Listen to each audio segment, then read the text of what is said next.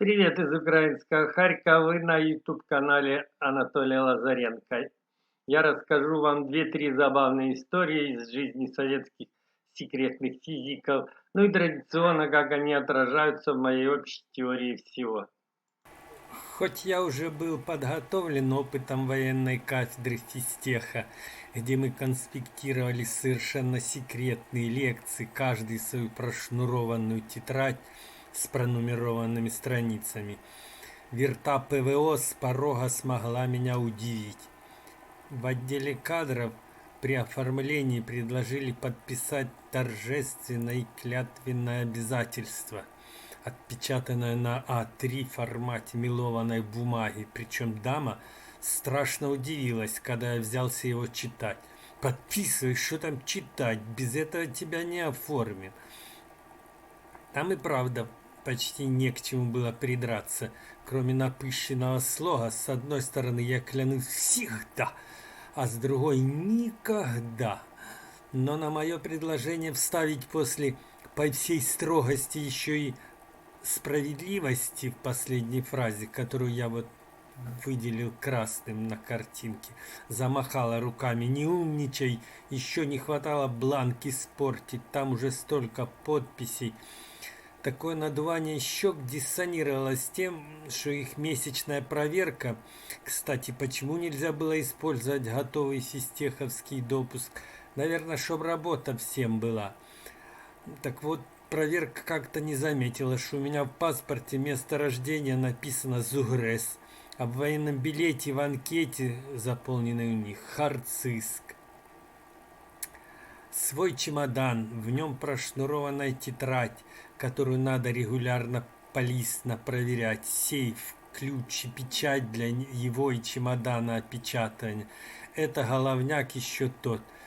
Причем из тетради надо было все переписывать уже в Машбюро, в их черновой блокнот.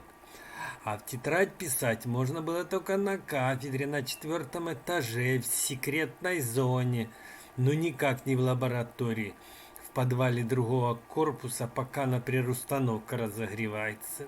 Я вот изобразил тут траекторию в двух измерениях. Довольно быстро, с моей рассеянностью, от скандала не спасло и привязывание ключа с печатью шнурком непосредственно к штанам. Только включил утром установку, звонит босс: возьми свой чемодан и сунь в сейф. Он мне не нужен сегодня, так нельзя ж по вашим же правилам. Отставить, выполняй.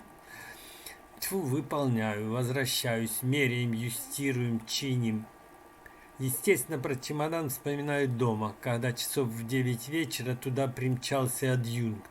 Отдельная история, как они вычисляли адрес моей дворницкой при школе.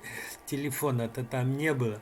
Бери такси, гони на работу, сдавать чемодан в хранилище, быстрее, тебе каюк, это же из Москвы комиссия с проверкой секретного дела производства. Ты весь факультет подставил. Ну, иду на работу, благо там полчаса ходьбы, удачно школу нашел в центре города. Перекладываю чемодан. С утра босс ждет объяснительную. Ну, сам напросился. В объяснительной главное максимум правды, сформулированной так, чтобы боссу самому хотелось сжечь эту бумажку побыстрее. Пишу: 23 сентября около 9:00 я по вашему приказу взял свой чемодан и опечатал его в своем сейфе, хотя не мог и не собирался работать с документами из-за эксперимента. Поэтому вспомнил о чемодане и сдал его в хранилище только в 21:45. Дата, подпись.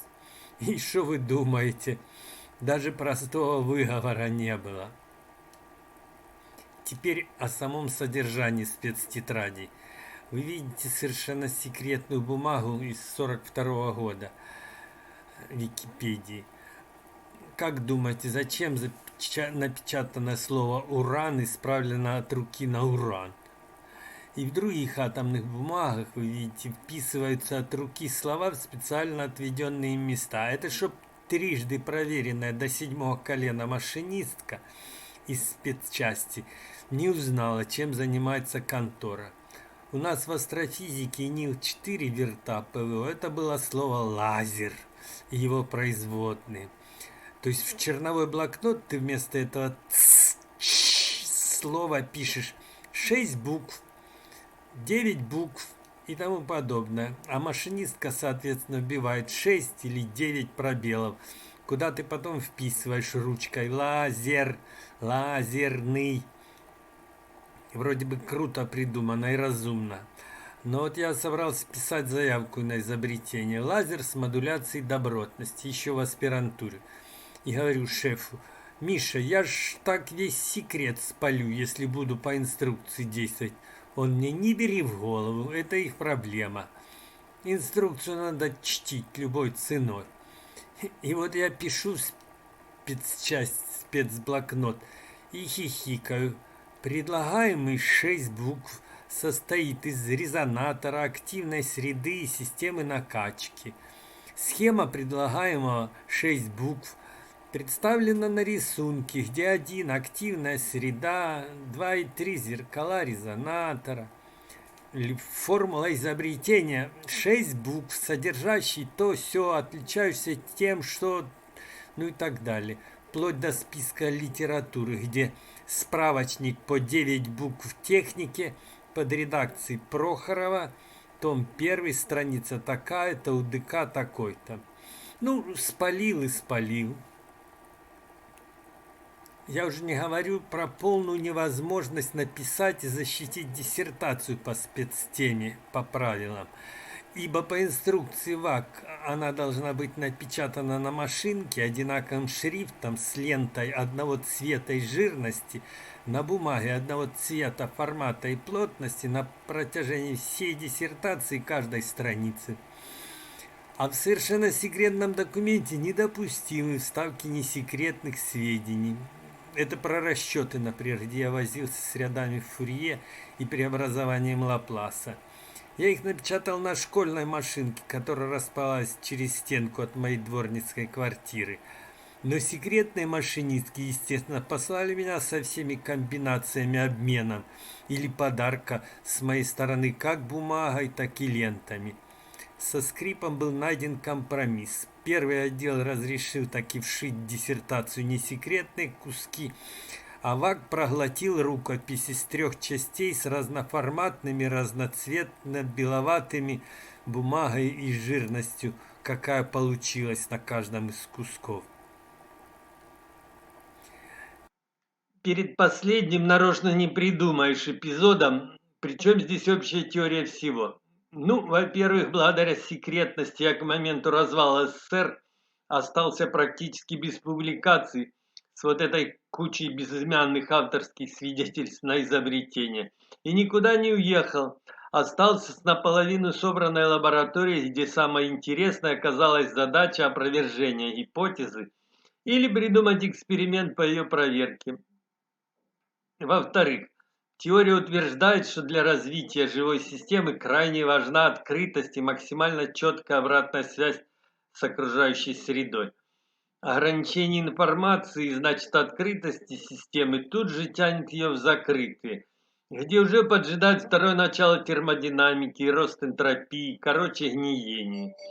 То есть доказывать нужно необходимость засекречения какого-нибудь документа, а не рассекречения, как в совке. Иначе секретность превращается в кормушку и прикрытие воровства. Итак, действительно уникальным было мое рецензирование совершенно секретной заявки на изобретение способ управления поражающим лазерным излучением по запросу Главного управления перспективных вооружений Министерства обороны СССР, ну или подобной конторы, или может чуть другое название изобретений, тоже не буквальное, может быть, но все забористое. Полковники, доктора, профессора с удовольствием спихнули эту задачу на гражданского СНС и кафе меня, чтобы не умничал, наверное.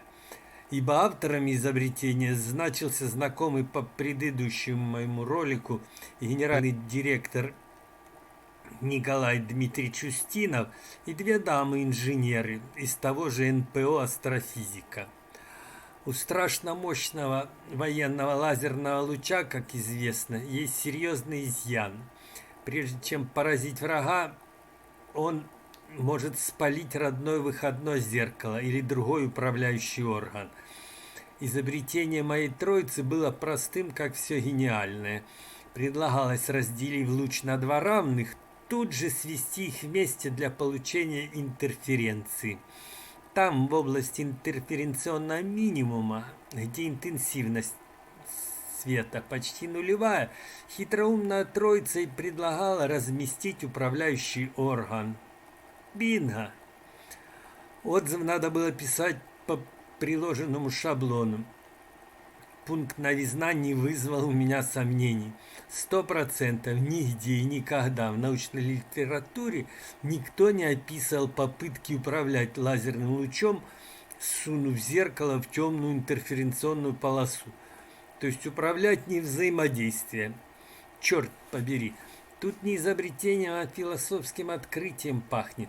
Этого я, конечно, не предлагал писать, докладывая на заседании кафедры свой проект отзыва. Пункт работоспособности или нечто подобное был тоже стопроцентный. Если бы хоть один из затейников хоть раз в жизни попробовал получить и увидеть интерференционную картину, он бы понял, что пихание туда чего бы то ни было банально разрушает ее.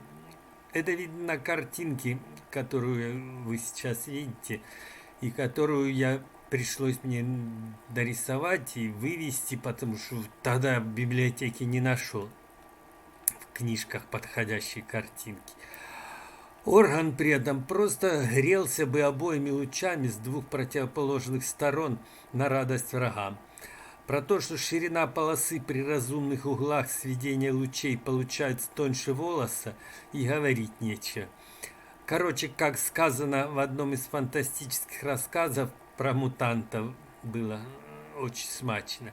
Это походило на жалкие потуги несчастного паралитика описать Олимпийские игры, на которых он никогда не был. Этот блог я завел с подачи другого харьковчанина Сергея Любарского и для поддержки движения «Дерево воли» и создания Украины 3.0 как государства для людей, а не наоборот, как, увы, было до сих пор. Ссылки на них, а также на использованный видеоряд астрофизики в описании. Подписывайтесь на нас, делитесь, комментируйте, поправляйте, если я где-то ошибся. Спасибо за просмотр, до встречи в эфире и смотрите мои 3D ролики тоже на этом же канале. Удачи всем, еще раз привет из Харькова.